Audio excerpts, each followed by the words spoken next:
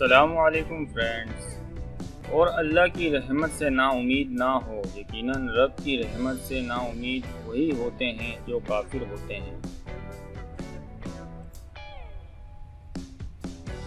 یقیناً اللہ کے ذکر سے ہی دلوں کو تسلی حاصل ہوتی ہے۔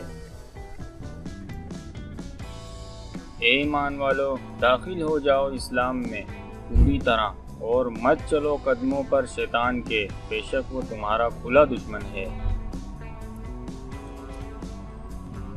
بے شک سب جانداروں میں بدتر اللہ کے نزدیک وہی بہرے گونگے ہیں جو نہیں سمجھتے، جو اپنی عقل کا استعمال نہیں کرتے۔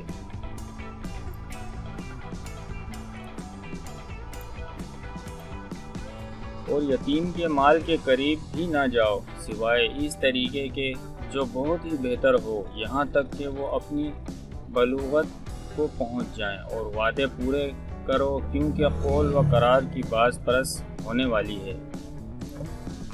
اے ایمان والو، کھڑے ہو جایا کرو اللہ کے واسطے، گواہی دینے کو انصاف کی، اور کسی قوم کی دشمنی کے باعث انسان کو ہرگز نہ چھوڑو۔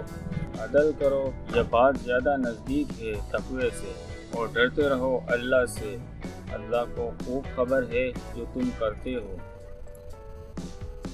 سلیمان علیہ السلام نے کہا کہ اے میرے رب، مجھے بخش دے اور مجھے ایسی حکومت عطا فرما جو میرے سوا کسی اور شخص کے لائق نہ ہو، تو بڑا ہی دینے والا ہے۔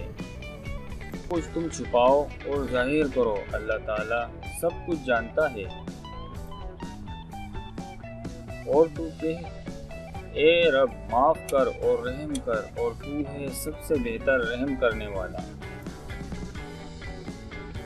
اور جب تمہیں سلام کیا جائے تو تم اس سے اچھا جواب دو یا انہی الفاظ کو لوٹا دو، بے شبہ اللہ تعالیٰ ہر چیز کا حساب لینے والا ہے۔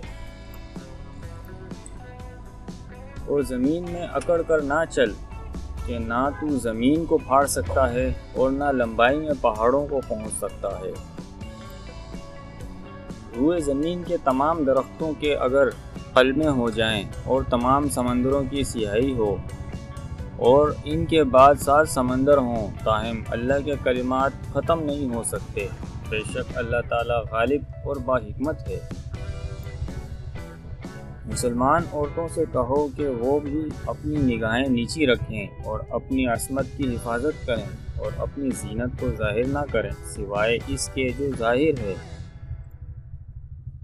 اور عنقریب تمہارا رب تم کو اتنا دے گا کہ تم خوش ہو جاؤ گے۔ تجھے جو بھلائی پہنچے وہ اللہ کی طرف سے ہے، اور جو برائی پہنچے وہ تیرے نفس کی طرف سے ہے۔ اسی طرح کی مزے کی ویڈیوز اور اردو کوٹس دیکھنے کے لیے ہمارا چینل سبسکرائب کریں۔ شکریہ۔